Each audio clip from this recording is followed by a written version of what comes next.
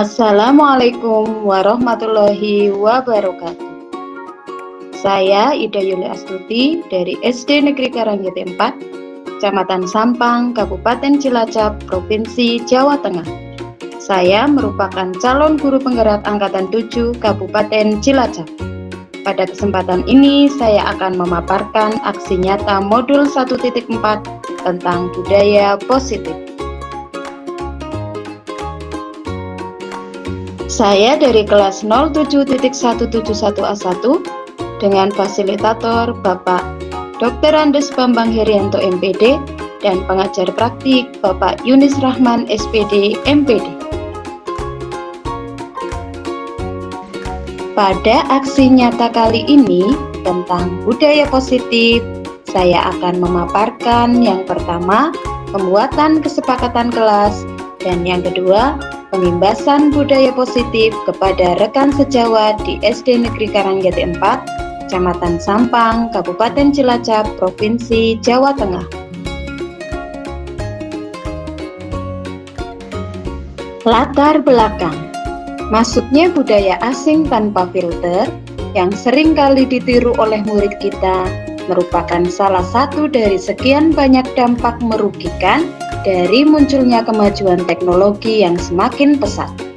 Karakter murid menjadi negatif sebagai akibat pengaruh kemajuan teknologi tersebut.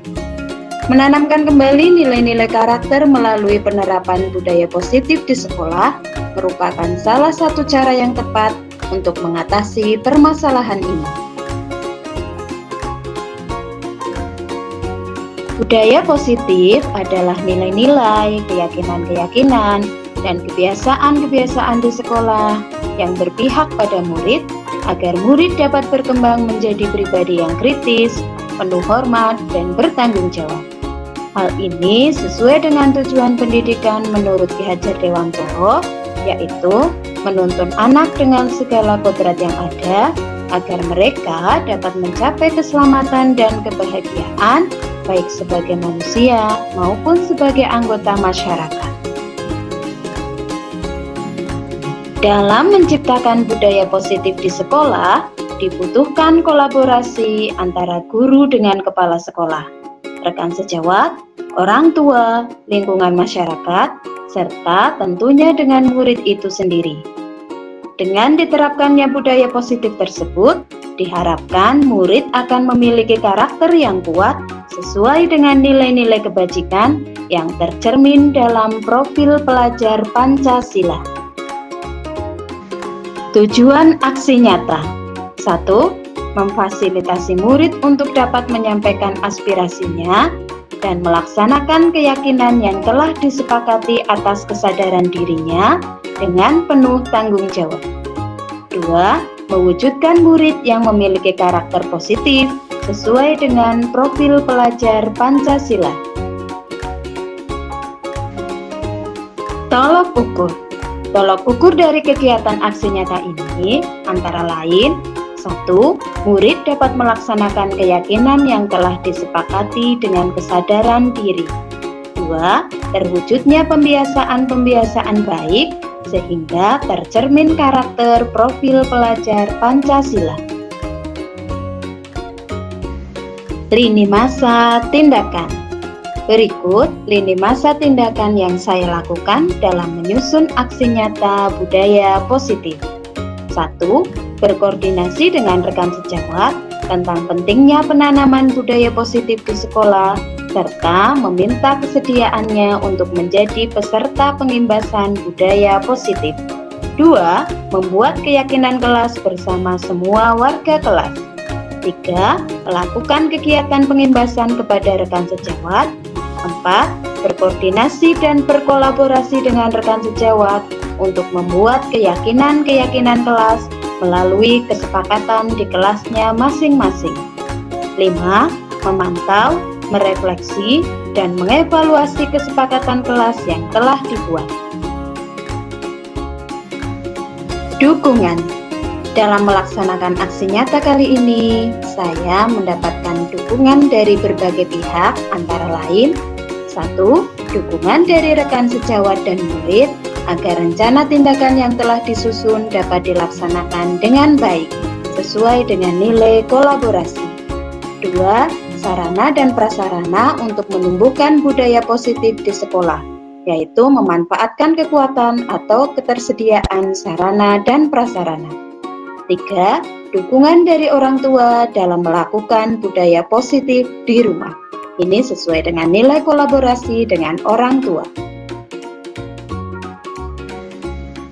Berikut ini adalah dokumentasi saat saya berkoordinasi dengan rekan sejawat serta meminta kesediaan kepada mereka untuk menjadi peserta pengimbasan budaya positif.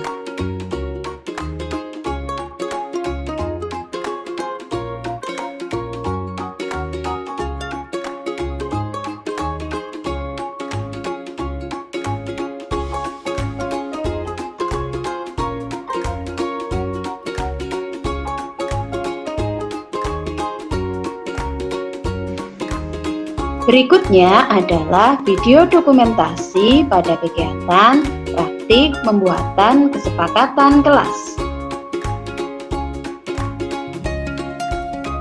Assalamualaikum warahmatullahi wabarakatuh.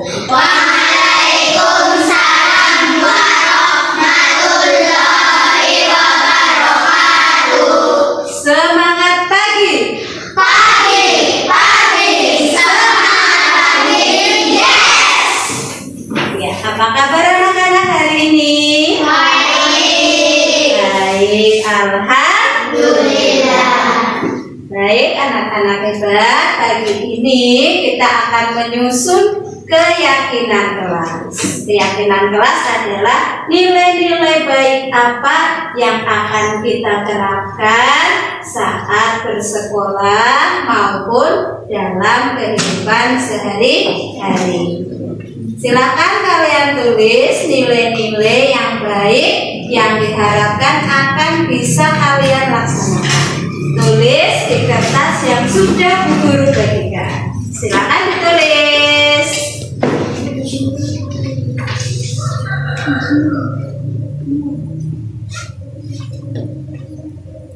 Tulis satu saja nilainya.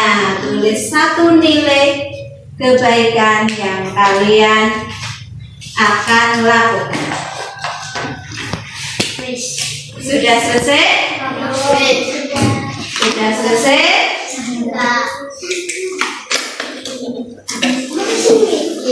Silakan kalau sudah bisa ditempel mulai dari barisan paling timur. Kalau tidak sampai di bagian atas, bagian yang sampai saja. Berikutnya, ya Mbak dulu nggak apa-apa, nanti baru Masnya.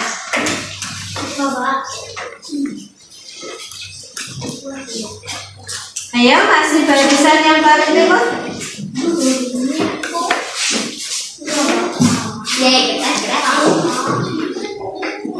Selanjutnya, ayo Mek dulu.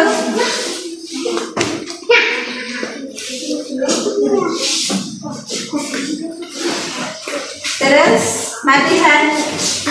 Ini Mas, nanti baru Mama. Saya Komor ya.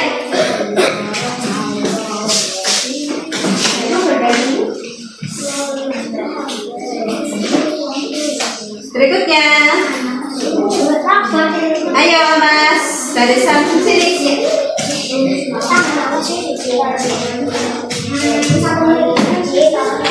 Perhatikan gilirannya, ayo maju.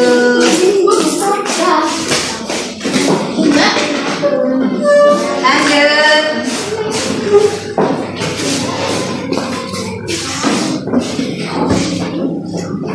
Terus.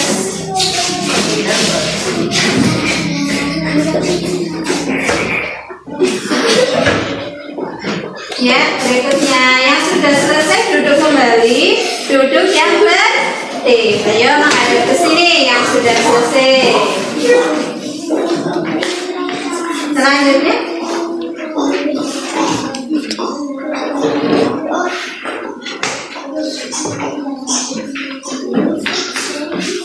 turun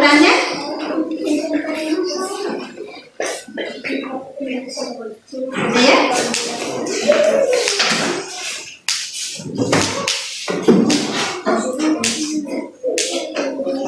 Berikutnya.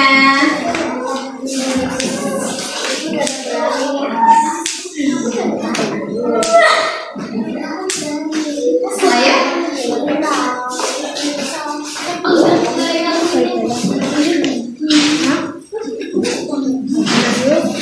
Ya, Mas.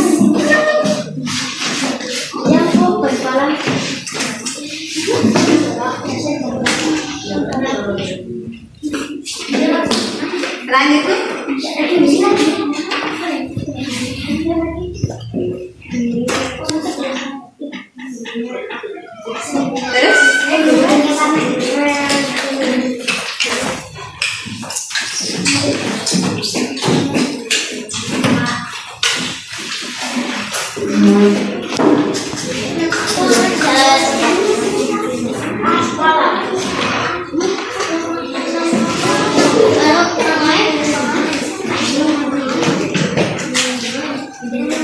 Terima kasih anak-anak hebat. Perhatikan, kalian semua sudah menyusun nilai-nilai kebaikan. Masing-masing anak satu nilai ya. Masing-masing anak satu nilai. Nilai-nilai keyakinan ini yang akan kita sepakati nanti menjadi kesepakatan ke kelas.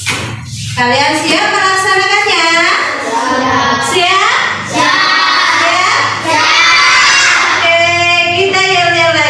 Semangat pagi. Semangat pagi. Yes. Tepuk tangan untuk kita semua.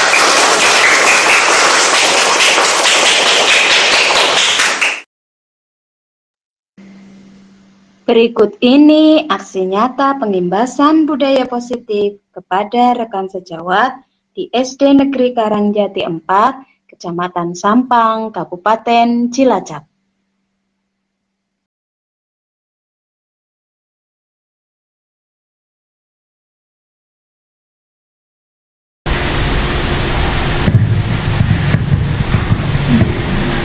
Assalamualaikum warahmatullahi wabarakatuh. Bismillahirrahmanirrahim. Alhamdulillahirrahmanirrahim. La haula wa la quwata illa billahil aliyyil azim. Rabbi shrah li sadri wa yassir li amri wa hlul 'uqdatam min lisani yafqahu qawli. Amma ba'du. Yang saya hormati dan saya banggakan rekan-rekan guru dan tenaga kependidikan SD Negeri Karangjati 4, Korwil Bidang Pendidikan Kecamatan Sampang, Kabupaten Cilacap, Provinsi Jawa Tengah. Pada kesempatan ini, marilah kita memanjatkan puji syukur kehadirat Allah Subhanahu wa Ta'ala, karena berkat limpahan rahmatnya kita masih diberikan banyak kenikmatan sehingga bisa mengikuti acara pengimbasan modul 1.4 tentang budaya positif yang akan disampaikan oleh saya sendiri, Ida Yuli Astuti, calon penggerak angkatan 7 Kabupaten Cilacap. Tak lupa sholawat serta salam semoga senantiasa tercurahkan kepada junjungan kita Nabi Agung Muhammad Sallallahu Alaihi Wasallam yang selalu kita nantikan syafaatnya di hari akhir. Allahumma amin. Pada kesempatan ini saya akan menyampaikan pengimbasan modul 1.4 tentang budaya positif. Ini merupakan submodul terakhir dalam program pendidikan guru penggerak modul 1 yang kemarin sudah saya ikuti. Modul 1 itu terdiri dari beberapa submodul. Kurang lebih selama 2 bulan untuk modul 1 tentang paradigma dan visi guru penggerak, calon guru penggerak angkatan 7 ini sudah mempelajari 4 bagian modul yang terdiri dari modul 1.1 berisi materi refleksi filosofis pendidikan nasional dari Ki Hajar Dewantoro, kemudian modul 1.2 tentang nilai-nilai dan peran guru penggerak, modul 1.3 tentang visi guru penggerak, dan modul 1.4 tentang budaya positif. Harapan saya teman-teman yang hadir di sini bisa menyimak dan mengikuti materi pembahasan dengan baik.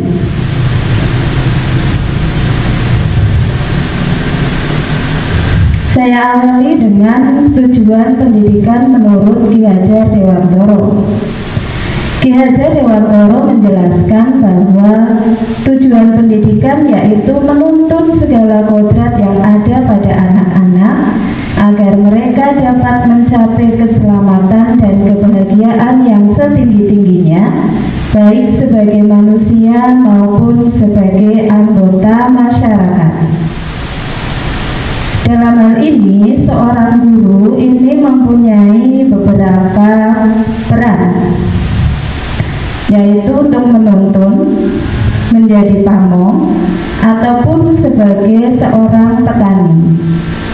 Menuntun maksudnya kita sebagai guru berusaha mengenali minat, bakat, dan karakteristik peserta didik untuk bisa mengarahkan laku tumbuh kembangnya menuju kepada tujuan belajar yang sesungguhnya. Kemudian menjadi pamong, kita mengemong, kita mendampingi proses pencapaian tujuan belajarnya selayaknya anak kita sendiri. Dan guru menjadi petani berarti kita merawat anak didik kita yang diibaratkan sebagai benih-benih, dan benih-benih itu berbeda-beda. Ada benih jagung yang nantinya akan tumbuh menjadi jagung, ada benih padi yang nantinya akan tumbuh menjadi padi, dan juga benih-benih yang lain.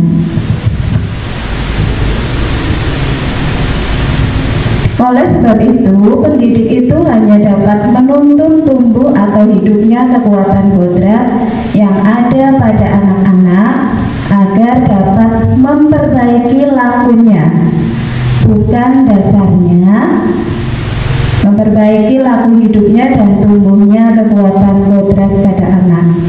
Karena setiap anak dilahirkan ini sudah melekat mempunyai kodrat alam dan akan menyesuaikan dengan kodrat zaman yang sedang berlaku saat ini.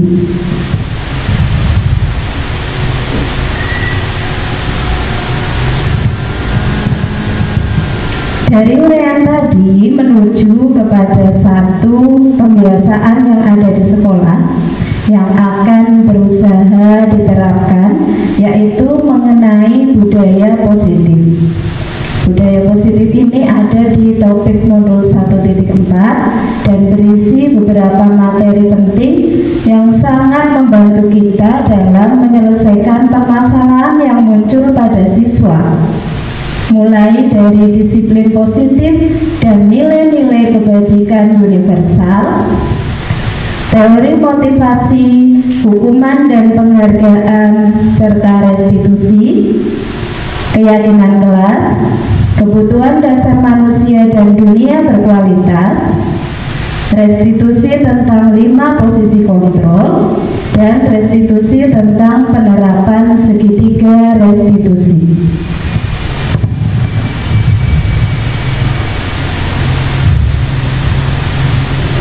Selanjutnya saya akan mengajak teman-teman untuk berefleksi, dan di sini nanti teman-teman silakan menjawab dengan setuju atau tidak setuju sesuai dengan pertanyaan pemantik yang saya sajikan di depan.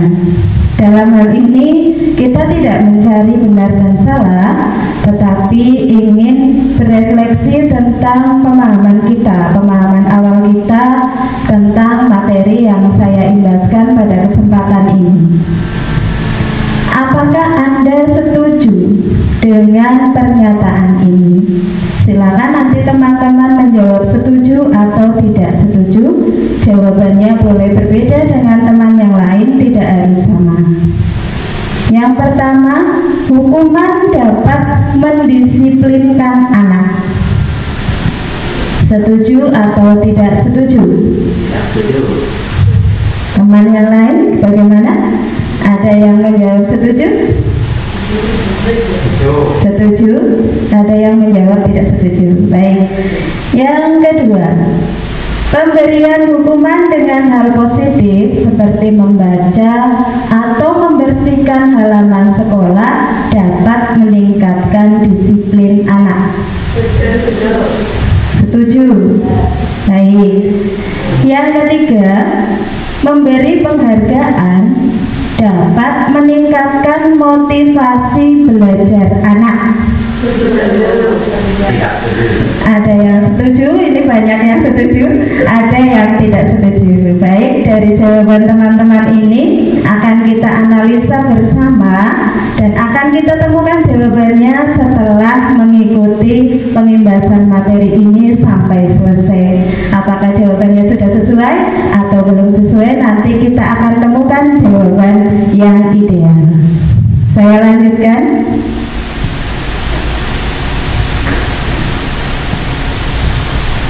Tentang eksplorasi konsep pembelajaran 1, yaitu disiplin positif dan nilai-nilai kebajikan universal. Saya mulai dari pengertian budaya positif.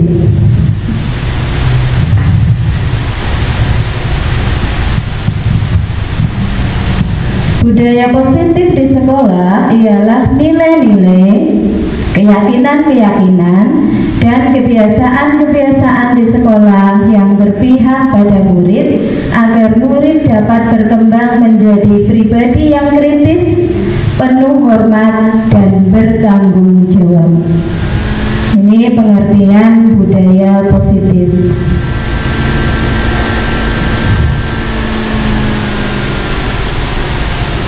Selanjutnya kita akan mengaitkan dengan perubahan paradigma dengan cara praktek melalui kegiatan kepalan tangan. Ada A dan B, diibaratkan Anda dan teman Anda. Sobeklah secari kertas kecil, bertuliskan benda atau sesuatu yang sangat berharga untuk Anda.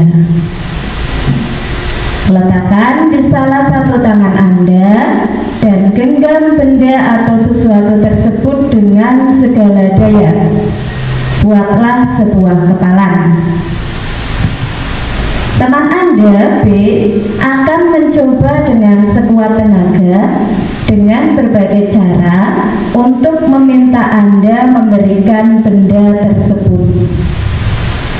B ini bisa membujuk, mengancam, menghardik, merayu, menyuap, atau apa saja agar dapat membuka kepalan tangan Anda.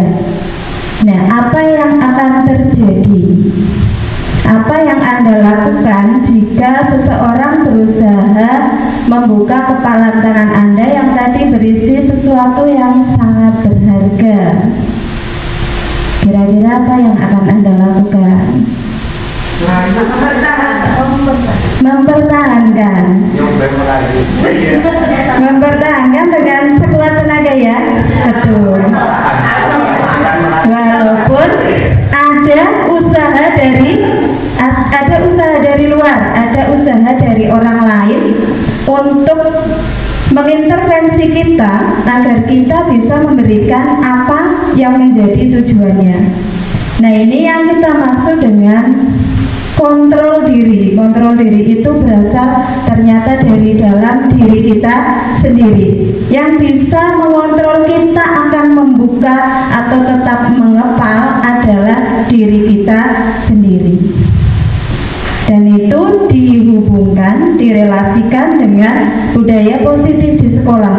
Yang bisa membiasakan kita untuk berbudaya positif di sekolah dimulai dari diri kita sendiri, bukan dari orang lain.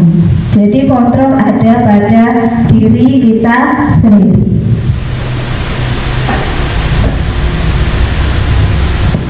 Berikutnya tentang perubahan paradigma teori kontrol atau ilusi kontrol. Yang pertama, ilusi bahwa guru mengontrol murid. Yang kedua, ilusi bahwa kritik akan membuat orang merasa bersalah dan dapat menguatkan karakter. Yang ketiga, ilusi bahwa semua penguatan positif itu efektif dan dapat bermanfaat.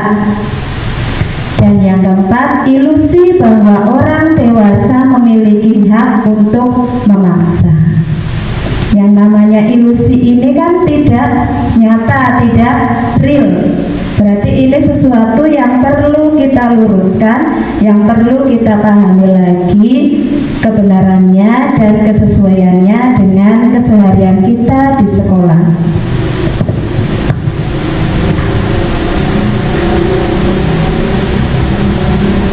Nah, perubahan paradigma stimulus ini dikaitkan dengan teori kontrol. Siapa sesungguhnya yang memiliki kontrol? Kita lihat berdasarkan dua sudut pandang, dari stimulus respon dan dari teori kontrolnya. Dari sudut pandang stimulus respon, kita mencoba mengubah orang agar berpandangan sama dengan kita. Tetapi menurut teori kontrol, kita berusaha memahami pandangan orang lain tentang dunia. Yang kedua, perilaku buruk dilihat sebagai suatu kesalahan. Tetapi menurut teori kontrol, semua perilaku pasti memiliki tujuan. Menurut stimulus respon, orang lain bisa mengontrol saya. Tetapi menurut teori kontrol, hanya Anda yang bisa mengontrol diri Anda. Selanjutnya, saya bisa mengontrol orang lain.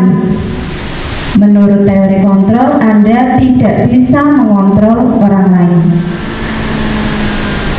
Pemaksaan ada pada saat bujukan gagal, tetapi dalam teori kontrol, kolaborasi dan konsensus akan menciptakan pilihan-pilihan baru.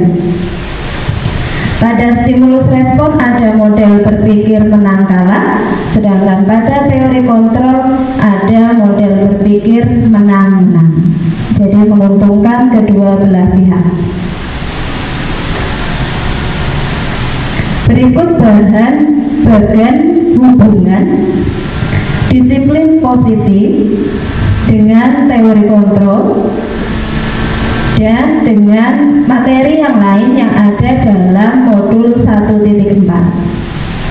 Teori kontrol ini teori pilihan dari Dr. William Glasser yang berisi pemahaman bahwa Anda tidak bisa mengontrol orang lain, hanya Anda yang bisa mengontrol diri Anda. Dan ini berhubungan dengan makna disiplin, bahwa belajar kontrol diri dengan menggali potensi kita akan tercapai tujuan mulia, yaitu sesuatu menjadi seseorang yang kita inginkan berdasarkan nilai-nilai yang kita hargai. Kemudian prinsip yang kedua, semua perilaku memiliki tujuan. Ini berhubungan dengan teori motivasi. Jadi kita melakukan sesuatu ada 3 motivasi. Yang pertama untuk menghindari hukuman, yang kedua untuk mendapatkan imbalan, dan yang ketiga untuk menghargai diri sendiri. Dan ini berhubungan dengan nilai-nilai kebajikan universal yang nanti akan kita susun menjadi keyakinan kelas. Prinsip yang ketiga bahwa model berpikir menang-menang dan kolaborasi serta konsensus akan menciptakan pilihan-pilihan baru. Ini berhubungan dengan 5 posisi kontrol guru dalam menyelesaikan masalah, yaitu yang pertama sebagai penghukum, yang kedua sebagai pembuat rasa bersalah, yang ketiga sebagai teman, yang keempat sebagai pemantau, dan yang kelima sebagai manajer. Dalam menjalankan 5 posisi kontrol ini, guru sebaiknya menggunakan pemecahan masalah dengan tahapan segitiga restitusi yang terdiri dari 3 tahapan. Yang pertama, menstabilkan identitas, yang kedua, validasi kebutuhan, yang ketiga, menanyakan keyakinan. Kemudian prinsip yang keempat dari teori kontrol Dr. William Glaser adalah realitas atau kebutuhan kita berbeda. Kita berusaha memahami pandangan orang lain tentang dunia, dan setiap orang memiliki gambaran yang berbeda. Ini berhubungan dengan 5 kebutuhan dasar manusia yang terdiri dari bertahan hidup, penguasaan, kasih sayang dan rasa diterima, kesenangan dan kebebasan.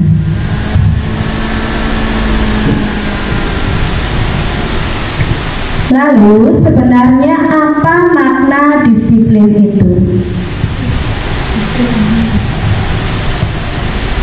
Sekarang kita mungkin masih terpaku pada disiplin itu sebuah keteraturan, sebuah ketaatan, sebuah kepatuhan terhadap peraturan yang ada di sekolah. Tetapi menurut asal katanya, disiplin ini berasal dari bahasa Latin yaitu disiplina, yang artinya belajar. Makna asal dari kata ini berkonotasi dengan disiplin diri dari murid-murid Sokrates dan Plato. Disiplin diri membuat orang menggali potensinya menuju sebuah tujuan apa yang dia hargai. Namun dalam budaya kita, makna kata disiplin telah berubah menjadi sesuatu yang dilakukan seseorang pada orang lain untuk mendapatkan kepatuhan. Kecenderungan umum adalah menghubungkan kata disiplin dengan ketidaknyamanan, bukan dengan apa yang kita hargai atau pencapaian suatu tujuan mulia.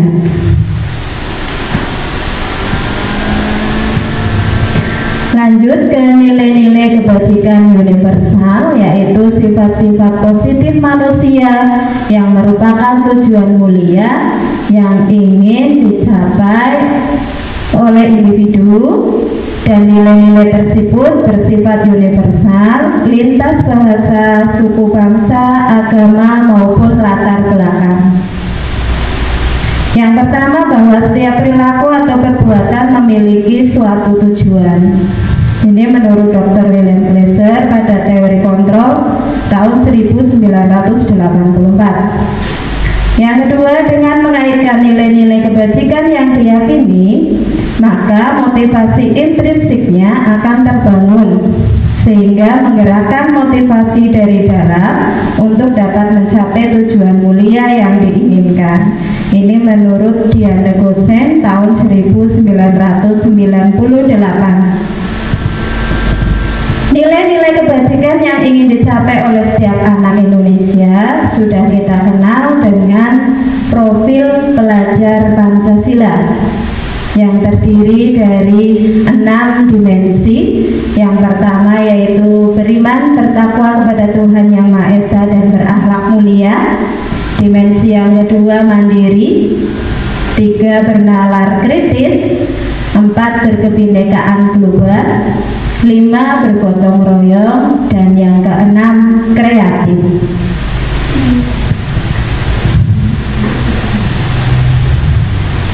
Saya lanjutkan ke eksplorasi konsep pembelajaran 2 tentang teori motivasi, hukuman, dan penghargaan serta restitusi.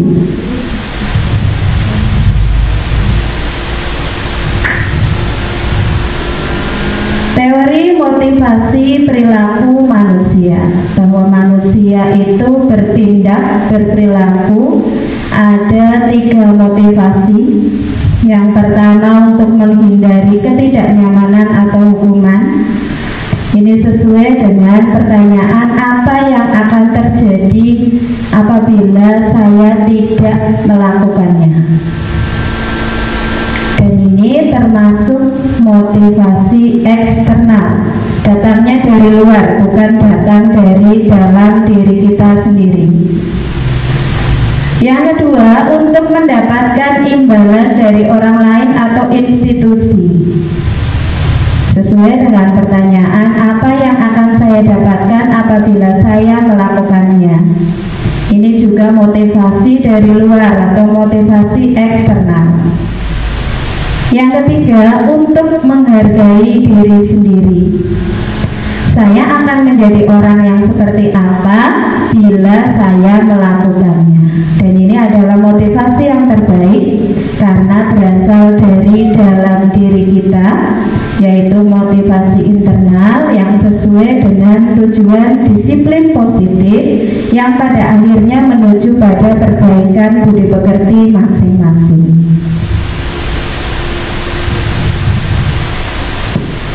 Selanjutnya, dari ketiga motivasi tadi, kita kaitkan dengan kebutuhan belajar siswa saat ini, yaitu ada program Merdeka Belajar.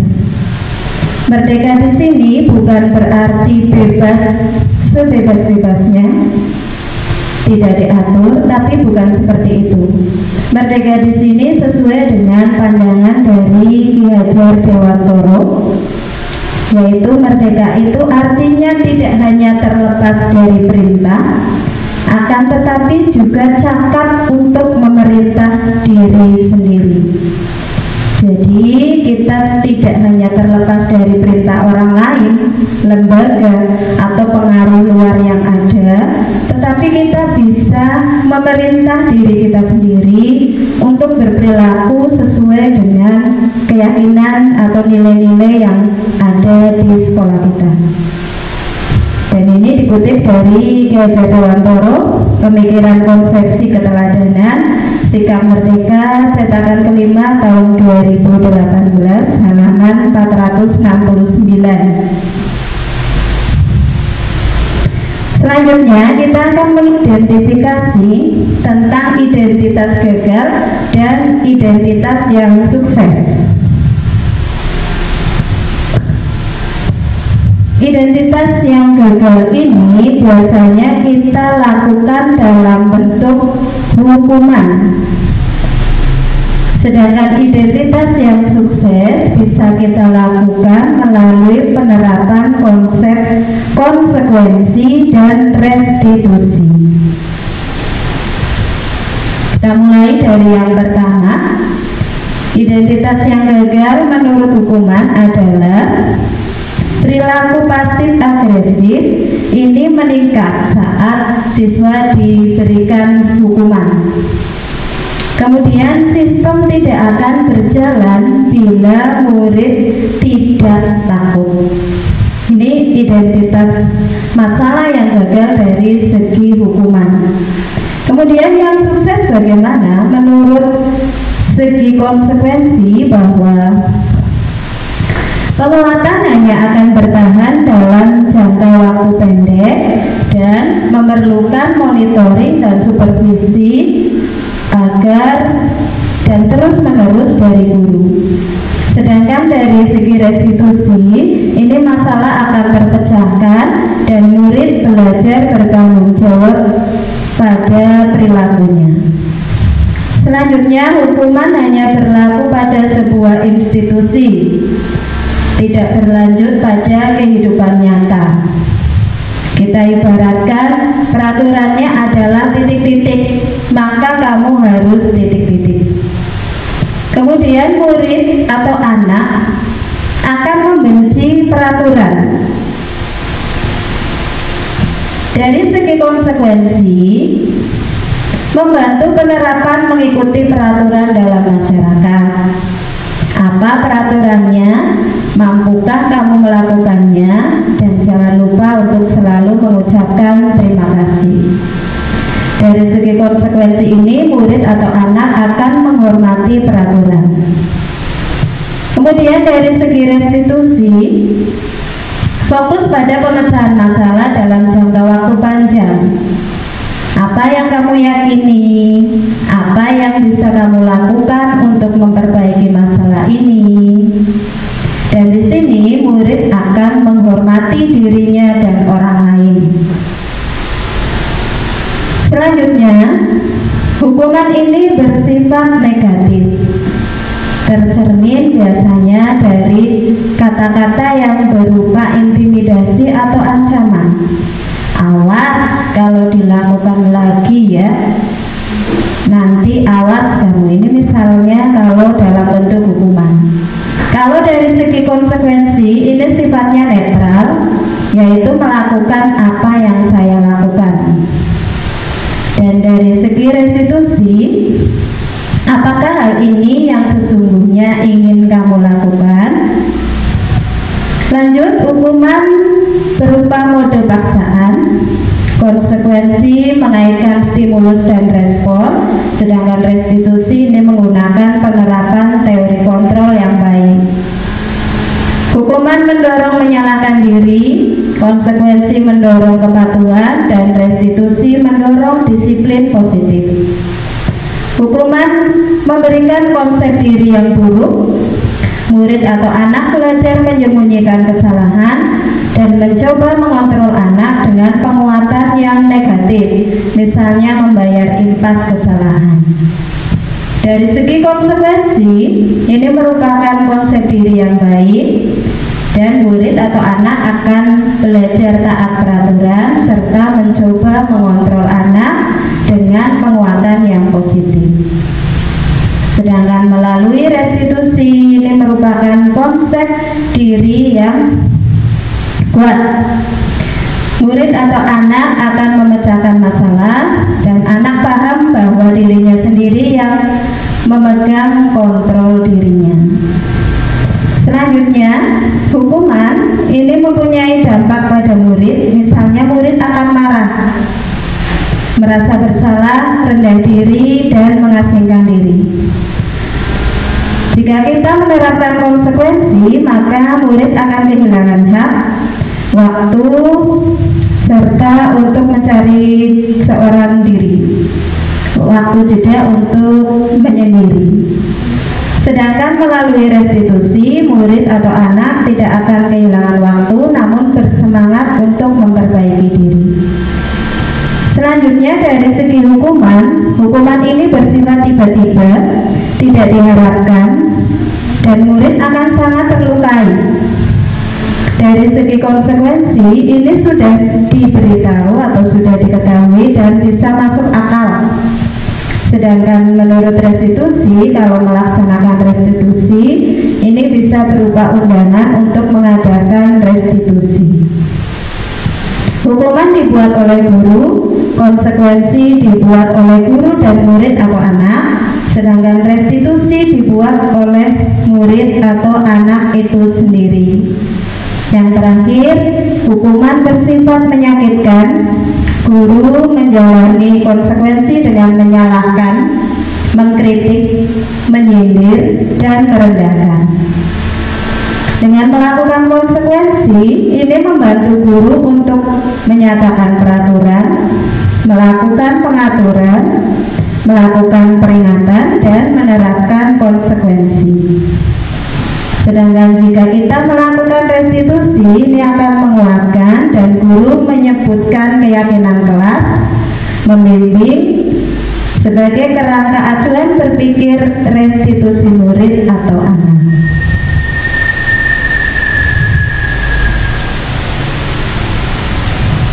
Dari uraian ketiga macam bentuk hukuman tadi, hukuman, konsekuensi, dan restitusi, bisa kita simpulkan bahwa hukuman itu bersifat tidak terencana atau tiba-tiba. Anak atau murid tidak tahu apa yang akan terjadi dan tidak dilibatkan. Hukuman juga bersifat satu arah dari pihak guru yang memberikan, dan murid hanya menerima suatu hukuman tanpa melalui suatu kesepakatan atau pengarahan dari pihak guru, baik sebelum atau sesudahnya. Hukuman yang diberikan bisa berupa fisik maupun psikis, dan murid atau anak akan disakiti oleh suatu perbuatan atau kata-kata.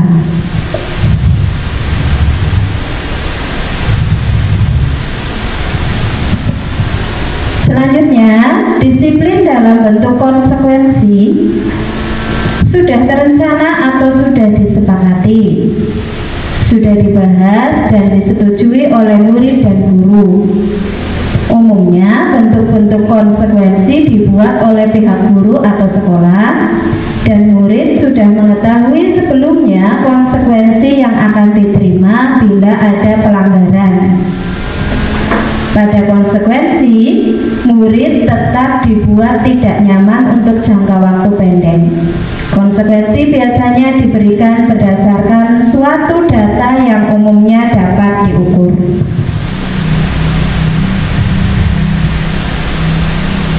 Berikut contoh tindakan guru dan analisisnya, apakah merupakan hukuman atau konsekuensi. Yang pertama, mencatat 100 kali di dalam buku berupa kalimat "saya tidak akan terlambat lagi" karena murid ini terlambat ke sekolah. Ini termasuk ke dalam hukuman karena sifatnya tiba-tiba, murid tidak mengetahui dan hanya berasal dari guru, dari satu arah, bukan kesepakatan bersama. Yang kedua, lari mengelilingi lapangan basket 2 kali karena terlambat hadir di sekolah. Ini juga merupakan bentuk hukuman dan ini bersifat fisik. Yang ketiga, murid diminta untuk push up 15 kali karena tidak menggunakan masker ke sekolah. Ini juga masuk ke dalam kategori hukuman. Yang keempat, menggantikan kertas tugas teman yang telah dicoret-coret. Kalau yang ini masuk ke dalam konsekuensi karena berhubungan dengan masalah yang terjadi.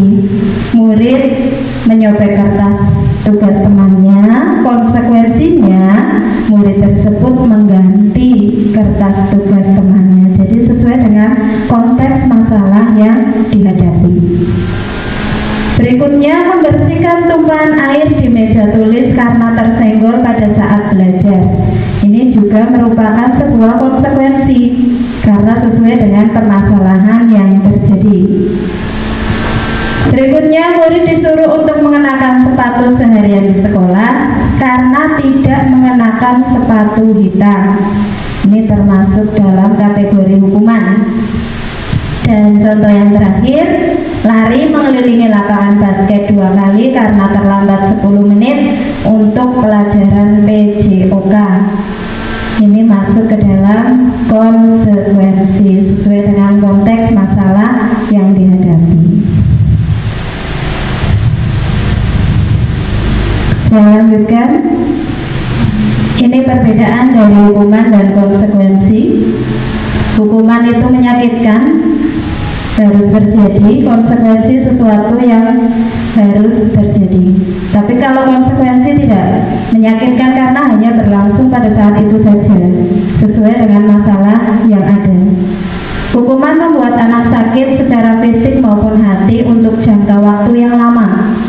Sedangkan konsekuensi membuat anak merasa tidak nyaman dalam jangka waktu pendek. Hukuman anak akan membenci kedisiplinan, konsekuensi anak menghargai disiplin. Hukuman berupa paksaan, konsekuensi merupakan stimulus dan tanggapan.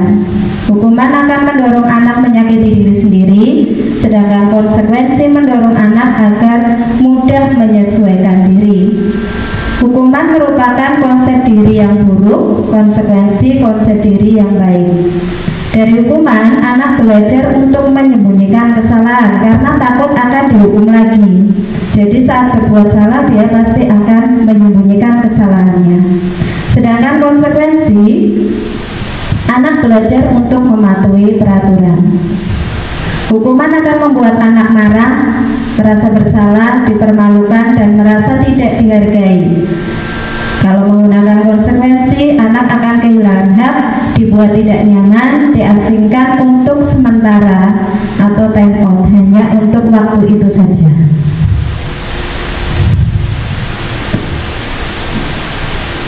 Selanjutnya, kita juga kadang perlu menyadari bahwa anak sebenarnya ini dihukum oleh penghargaan.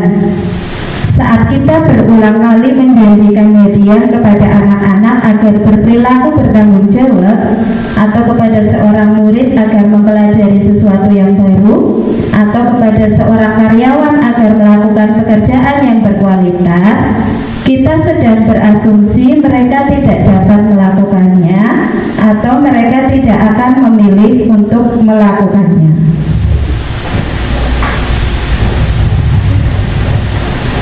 Menurut Alfikon juga mengemukakan baik penghargaan maupun hukuman adalah cara-cara mengontrol perilaku seseorang yang menghancurkan potensi untuk pembelajaran yang sesungguhnya. Menurut Kohn, secara ideal tindakan belajar itu sendiri adalah penghargaan yang sesungguhnya.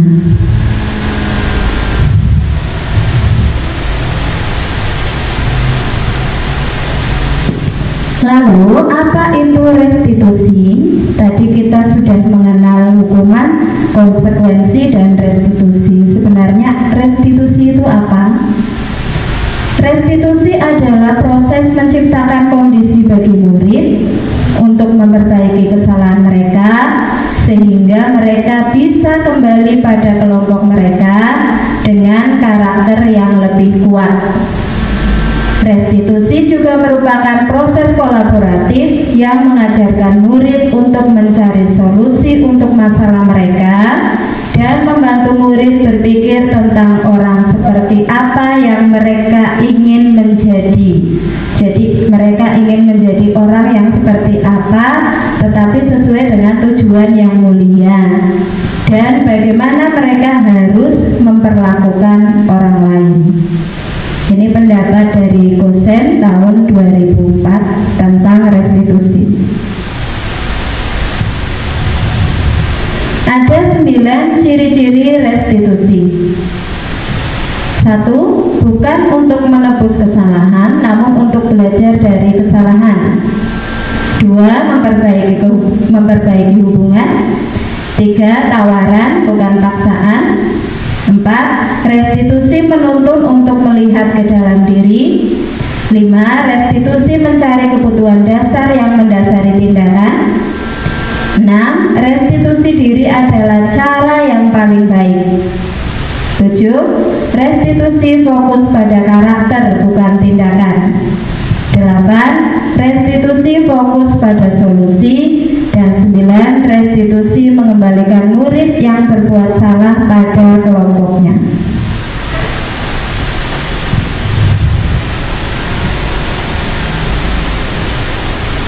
Saya lanjutkan ke eksplorasi konsep pembelajaran 3 tentang keyakinan kelas.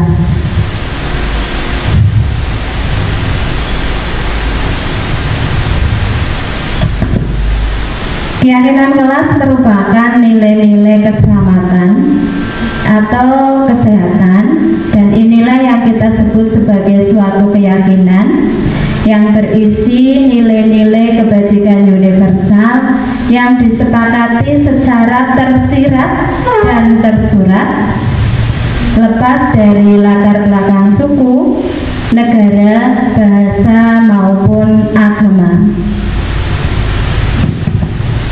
Biasanya kita menyusun keyakinan kelas ini pada awal tahun ajaran bersama murid di kelas.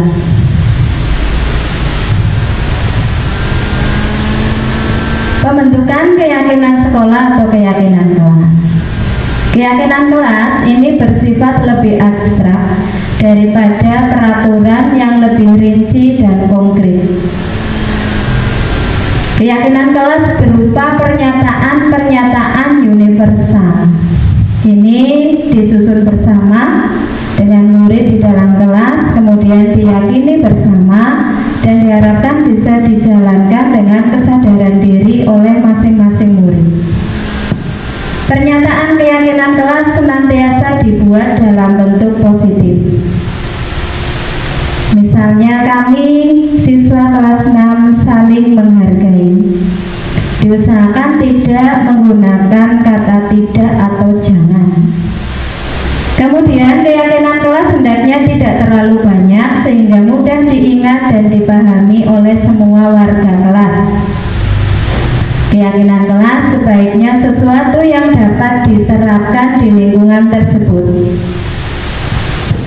Semua warga kelas hendaknya ikut berkontribusi dalam pembuatan keyakinan kelas lewat kegiatan curang pendapat. Jadi masing-masing murid di kelas akan berpendapat dan nanti menyusun keyakinan kelas bersama-sama. Kemudian bersedia meninjau kembali keyakinan kelas dari waktu ke waktu. Jika ada keyakinan kelas yang belum dilaksanakan, maka guru bisa meninjau bersama murid dan disesuaikan dengan kondisi saat itu agar bisa berjalan dengan baik.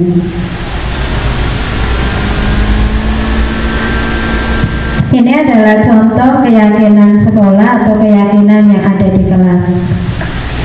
Setiap anggota kelas perlu belajar. Setiap anggota kelas perlu senang.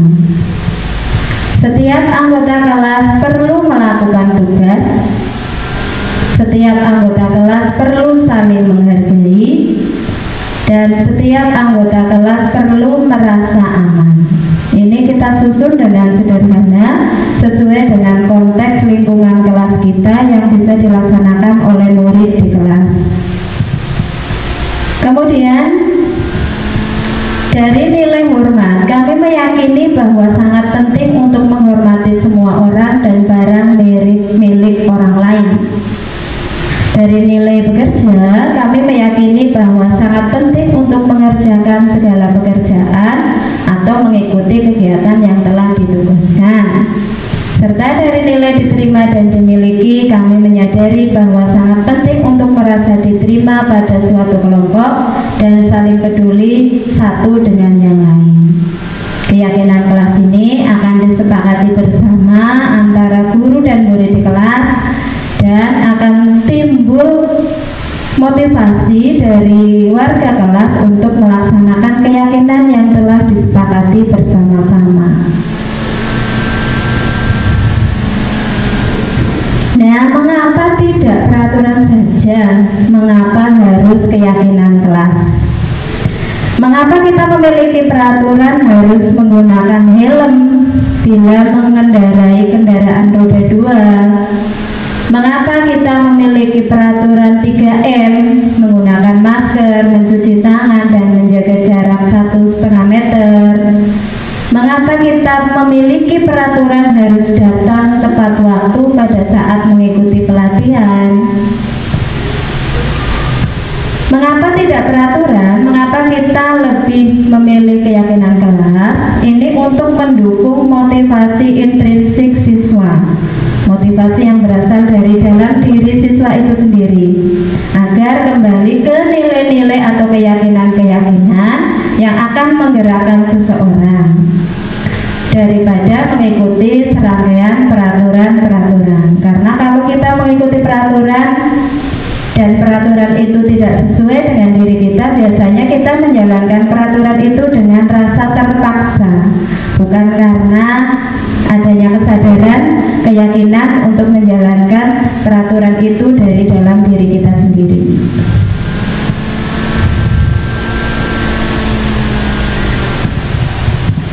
Selanjutnya ini merupakan hubungan yang nanti muaranya pada pembentukan budaya positif di sekolah. Dari yang terkecil, ini ada peraturan kelas yang disusun oleh kelas masing-masing, dan sebaiknya kita membentuk keyakinan kelas. Keyakinan kelas yang dijalankan dengan kesadaran bersama antara guru dan murid dalam kelas itu akan menciptakan lingkungan yang positif. Jika sudah tercipta lingkungan yang positif, maka akan muncul budaya positif di sekolah. Dan ini tujuan utama kita adalah menciptakan budaya positif di sekolah.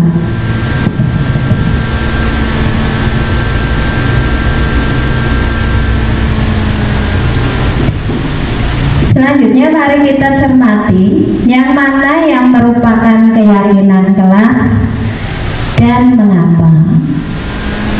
Ada dua kelas juga biasanya berupa kesepakatan kelas yang di sebelah kiri datang tepat waktu mengucapkan salam, menjaga kebersihan sekolah, berdoa sebelum dan sesudah kegiatan, aktif dalam pembelajaran, serta tertib.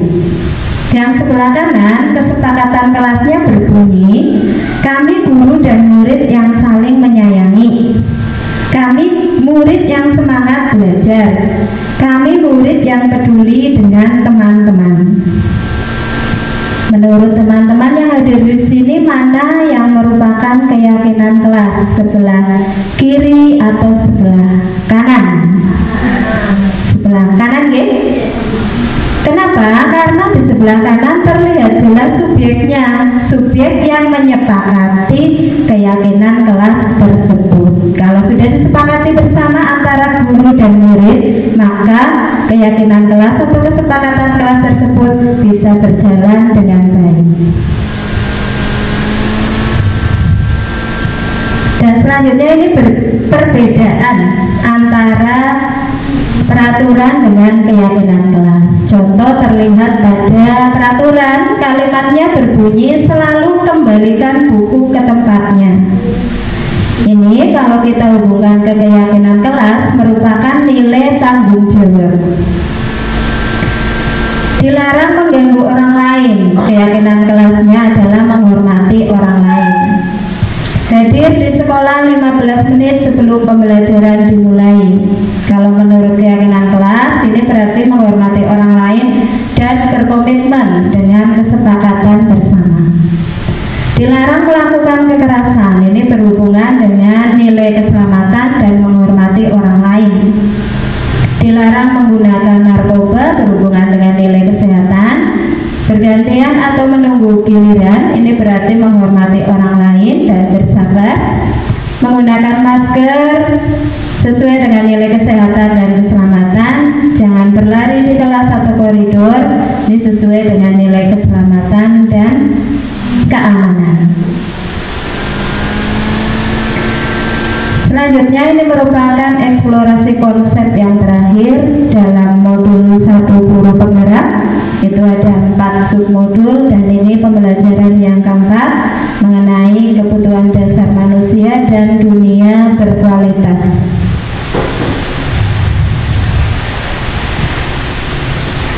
Kita mulai dari kebutuhan bertahan hidup. Kebutuhan bertahan hidup atau survival adalah kebutuhan yang bersifat fisiologis untuk bertahan hidup, misalnya kesehatan, rumah, dan makanan. Kemudian kebutuhan biologis sebagai bagian dari proses reproduksi, termasuk kebutuhan untuk tetap bertahan hidup. Komponen psikologis pada kebutuhan ini meliputi kebutuhan akan perasaan aman.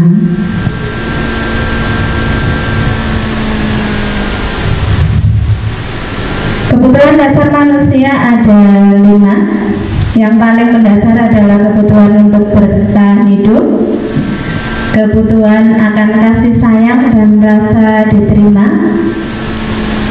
kebutuhan penguasaan, kebutuhan tentang kebebasan, dan kebutuhan tentang kesenangan.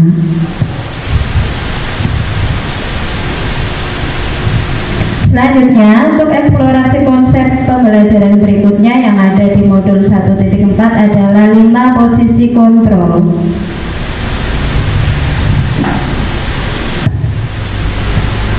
Teman-teman bisa melihat pada uraian yang berwarna merah.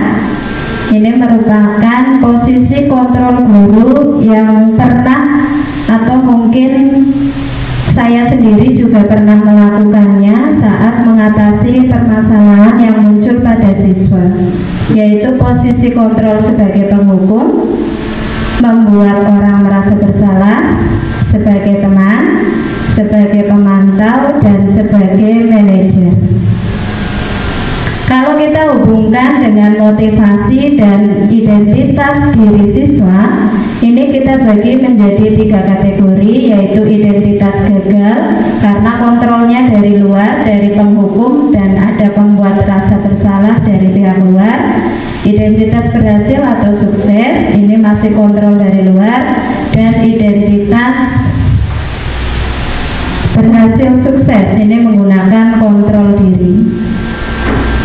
Pada posisi sebagai penghukum, misalnya guru menghardik, menunjuk-nunjuk, menyakiti dan menyindir.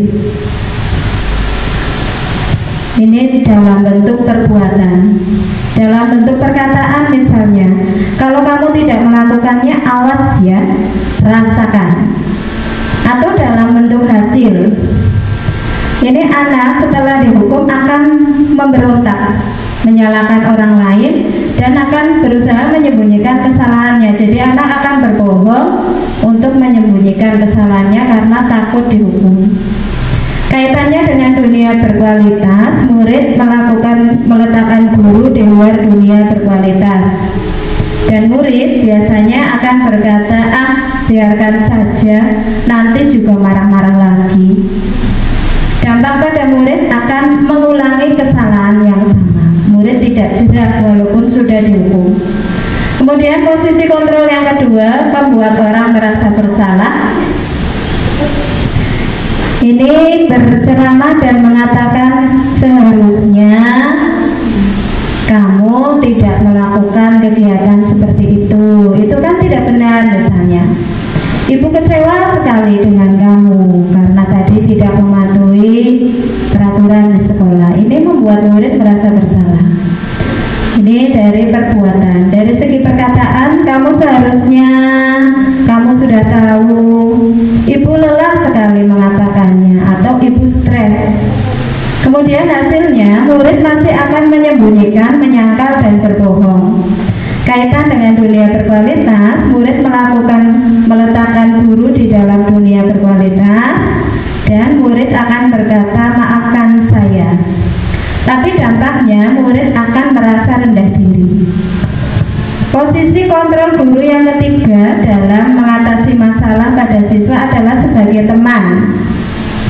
Sebagai teman, guru akan membuatkan alasan-alasan untuk muridnya. Misalnya dengan berkata, ayolah lakukan demi ibu. Masa kamu tidak mau?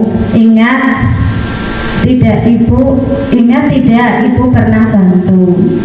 Kemudian ini hasilnya murid akan ketergantungan karena menganggap guru sebagai temannya. Dan murid meletakkan guru sebagai orang yang sangat penting di dunia berkualitas. Murid akan berkata, saya pikir bapak atau ibu teman saya, ternyata begitu.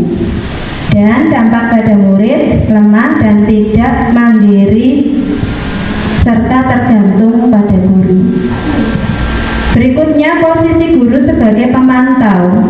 Ini guru akan berbuat untuk menghitung dan mengukur apa kesalahan murid. Akan berkata apa peraturannya. Hasilnya murid akan menyesuaikan diri bila diawasi. Dan murid meletakkan guru, peraturan, dan hukum di dunia berkualitas. Murid akan berkata, berapa banyak bintang yang harus saya peroleh, berapa halaman yang harus saya tulis, dan dampak akhirnya akan memiliki atau menitik beratkan pada sanksi atau hadiah untuk dirinya. Jadi murid melakukan sesuatu karena adanya imbalan, hadiah ataupun ada sanksi atau hukuman. Yang terakhir ini posisi kontrol guru sebagai manajer, yaitu mengajukan pertanyaan-pertanyaan, apa yang kita yakini, apa yang bisa kau kerjakan untuk memperbaiki masalah ini, serta hasilnya ini menguatkan pribadi siswa. Murid akan meletakkan dirinya sebagai individu yang positif dalam dunia berkualitas. Bagaimana caranya saya bisa memperbaiki keadaan serta dampaknya pada murid? Murid akan bisa mengevaluasi diri bagaimana cara memperbaiki diri. Berikut contoh kalimat sesuai dengan peran guru yang 5 tadi. Saya kecewa sekali dengan kamu. Ini membuat murid merasa bersalah. Kamu tidak pernah benar melakukannya. Ini posisi sebagai penghukum. Ayolah lakukan demi ibu atau bapak. Posisi guru sebagai teman. Apakah kamu mau mendapat stiker bintang hari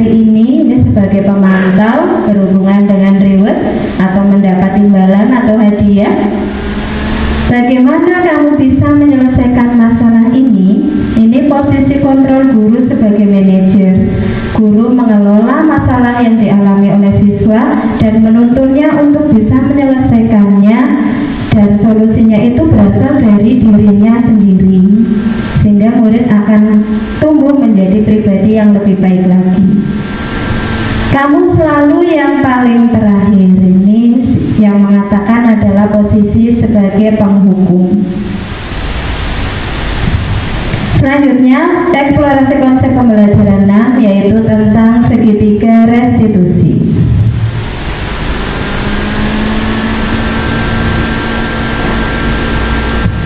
Segitiga restitusi adalah suatu proses dialog yang dijalankan oleh guru atau orang tua agar dapat menghasilkan murid yang mandiri dan bertanggung jawab. Pada proses segitiga restitusi ini, proses dialognya terdiri dari 3 langkah, yaitu yang pertama menstabilkan identitas, yang kedua validasi tindakan yang salah, dan yang ketiga menanyakan keyakinan. Bagian segitiga restitusi bisa teman-teman lihat sesuai tampilan yang ada di depan. Untuk validasi kebutuhan, kamu tentu punya alasan mengapa melakukan itu. Adakah cara yang lebih efektif untuk mendapatkan apa yang kamu butuhkan? Kemudian untuk menanyakan keyakinan, nilai-nilai apa yang telah kita sepakati. Ini bisa menggunakan pertanyaan pemantik seperti ini. Kamu ingin menjadi orang yang seperti apa? Dan pada tahap menstabilkan identitas, ini kita bisa berpatokan pada setiap orang pasti pernah melakukan kesalahan. Kamu bukan satu-satunya yang pernah melakukan ini.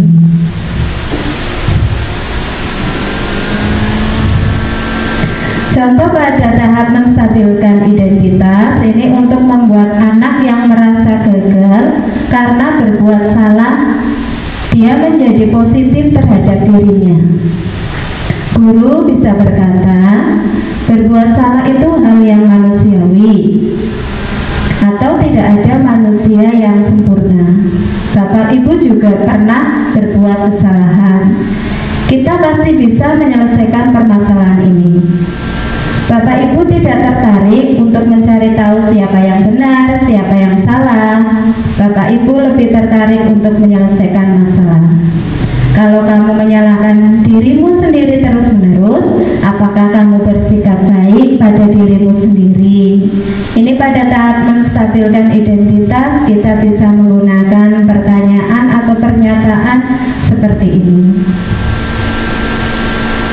Kemudian pada tahap validasi kebutuhan, kita akan membantu siswa untuk mengenali basic need atau kebutuhan yang ingin dipenuhinya ketika melakukan kesalahan itu.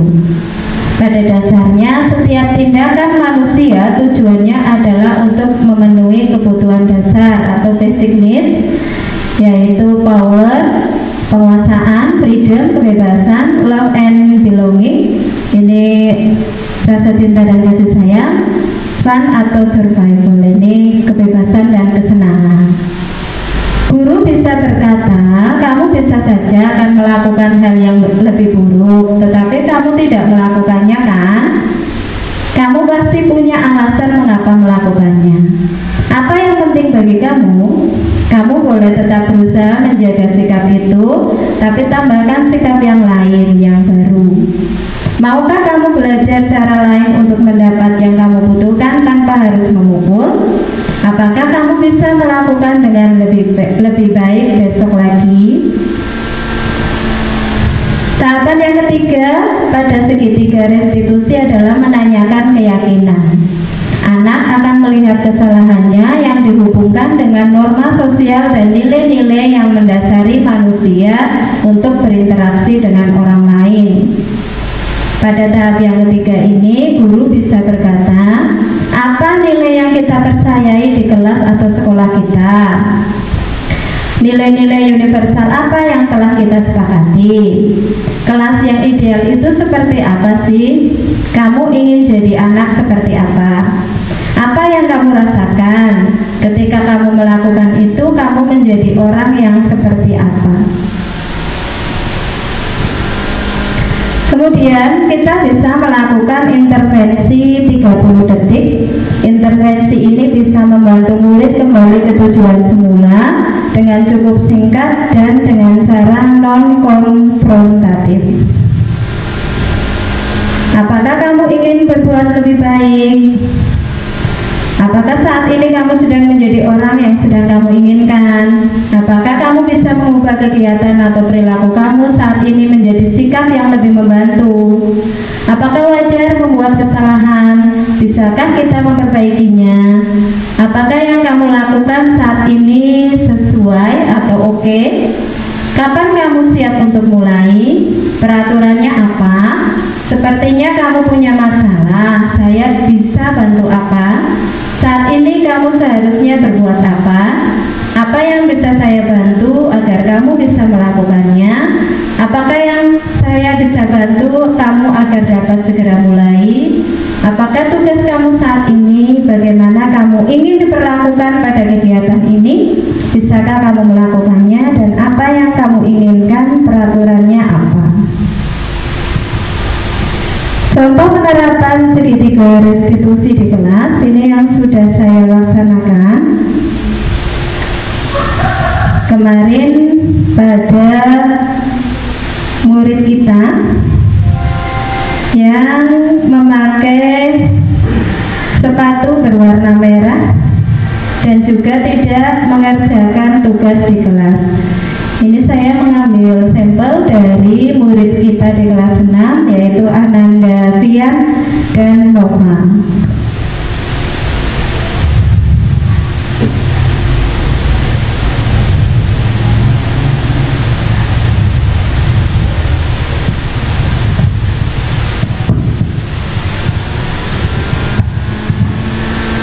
Ini kelas saya, pengajar praktik dan fasilitatornya. Fasilitatornya berasal dari Bengkulu, sedangkan pengajar praktiknya berasal dari Cilacap. Ini tadi kita sudah mengenal tentang restitusi, proses menciptakan kondisi bagi murid untuk memperbaiki kesalahan sehingga bisa kembali kepada kelompok mereka. Ciri-cirinya juga tadi sudah kita pelajari bersama, dan ini tahapannya ada 3. Menstabilkan identitas, validasi tindakan yang salah, dan menanyakan keyakinan. Ini kasus yang pertama yang kemarin saya selesaikan bersama murid adalah Ananda Fian berangkat ke sekolah menggunakan sepatu berwarna merah. Kemudian kami berdua melakukan percakapan menggunakan langkah segitiga restitusi. Ini pada saat menstabilkan identitas.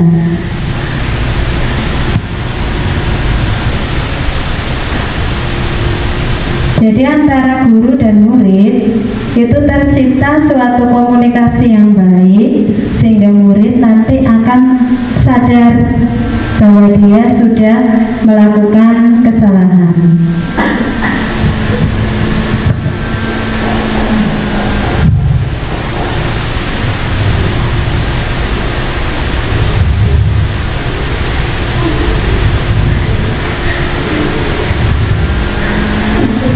Dan ini dokumentasi video percakapan kami untuk menanyakan keyakinan kelas yang sudah disepakati bahwa di sekolah kita keyakinannya adalah menggunakan sepatu berwarna hitam. Dan Ananda Fian ini sudah bisa mengidentifikasi kesalahannya sendiri serta sudah bisa menyadari bahwa dia berbuat salah dan bisa memperbaiki dirinya untuk menjadi orang yang lebih baik lagi.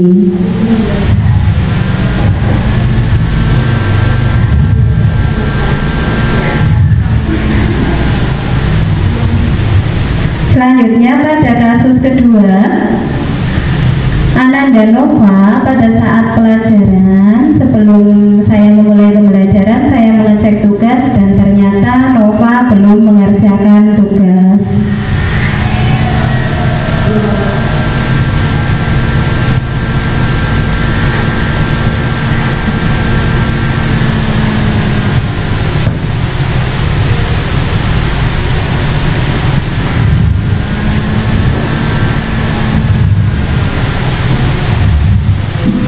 Berikutnya ini adalah langkah restitusi yang saya laksanakan bersama Ananda Nova.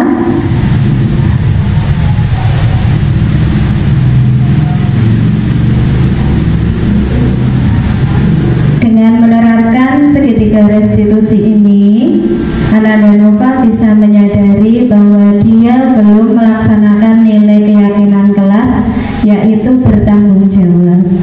Saat itu Nova belum bertanggung jawab dalam menyelesaikan tugas-tugas yang diberikan oleh guru. Nova bisa menyadari kesalahannya dan bisa mencari solusi untuk permasalahannya sendiri. Dan ini akan menjadikan Nova menjadi pribadi yang lebih baik lagi setelah melaksanakan kegiatan restitusi bersama guru.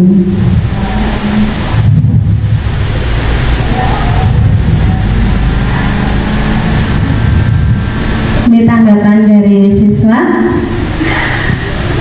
dari Fian. Ananda Fian merasa terpecahkan masalahnya tanpa paksaan, tanpa hukuman, tanpa ancaman dari guru, tetapi dia bisa menggali solusi permasalahannya sendiri dengan melaksanakan langkah-langkah pada segitiga restitusi.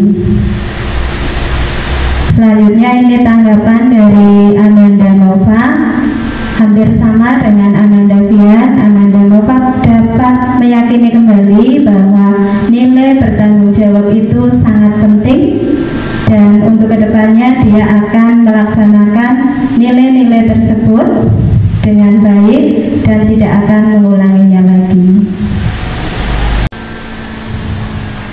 Baik, teman-teman yang saya hormati dan saya banggakan, terima kasih atas kesediaannya dan perhatiannya dalam mengikuti pengimbasan pada kegiatan pagi menjelang siang hari ini. Barangkali sebelum saya tutup ada yang mau mengajukan pertanyaan terkait materi pengimbasan tadi, saya persilakan. Ya, silakan Putri. Assalamualaikum warahmatullahi wabarakatuh. Assalamualaikum warahmatullahi wabarakatuh. Waalaikumsalam warahmatullahi wabarakatuh.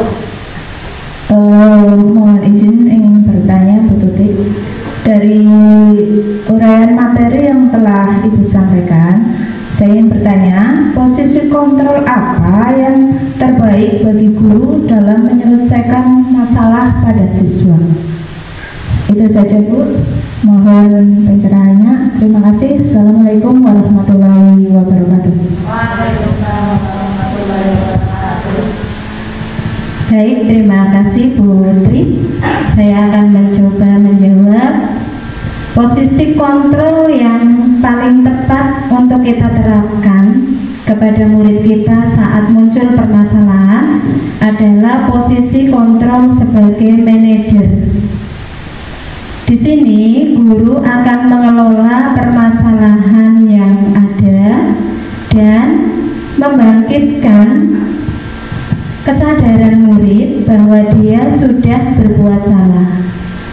Guru hanya memfasilitasi melalui pertanyaan-pertanyaan, melalui langkah segitiga restitusi, dan nanti murid akan menyadari bahwa dia melakukan kesalahan, dan murid akan tumbuh menjadi pribadi yang lebih baik karena sudah menyadari kesalahannya berasal dari dirinya sendiri. Guru di sini hanya sebagai manajer yang mengelola masalah dengan baik, tapi kembali kepada murid itu sendiri solusinya.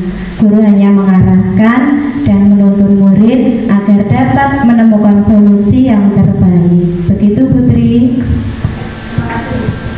Barangkali ada lagi, silakan.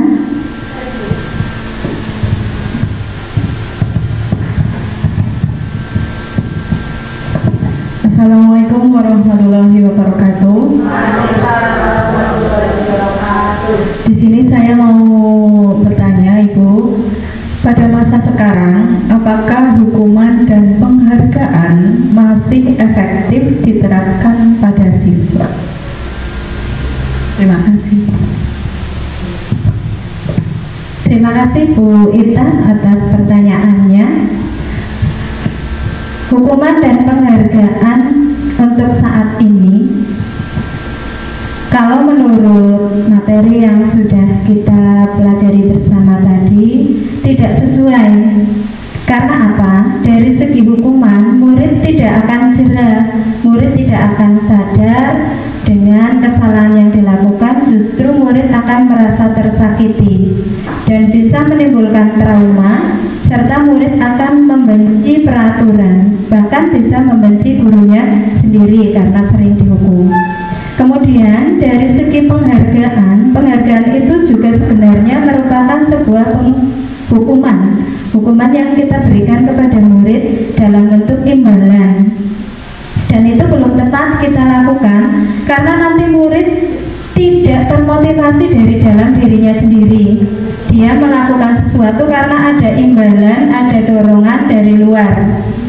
Dan yang lebih tidak kita harapkan, nanti murid akan muncul sifat materialistis, hanya melakukan sesuatu jika ada imbalan yang diberikan.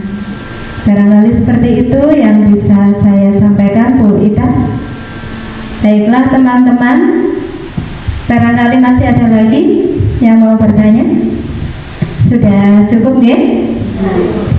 Dari serangkaian materi yang tadi saya sampaikan, barangkali banyak kekurangan, saya mohon maaf yang setulus-tulusnya. Terima kasih atas kesediaannya dan waktunya untuk bisa menghadiri pengimbasan modul 1.4 tentang budaya positif. Semoga kita bisa berjumpa lagi di lain waktu dalam keadaan yang lebih baik dan lebih bermanfaat ilmunya bagi kita. Terima kasih. Wassalamualaikum warahmatullahi wabarakatuh. Waalaikumsalam warahmatullahi wabarakatuh.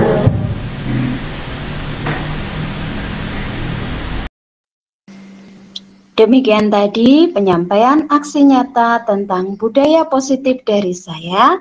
Terima kasih, semoga bermanfaat. Salam dan bahagia.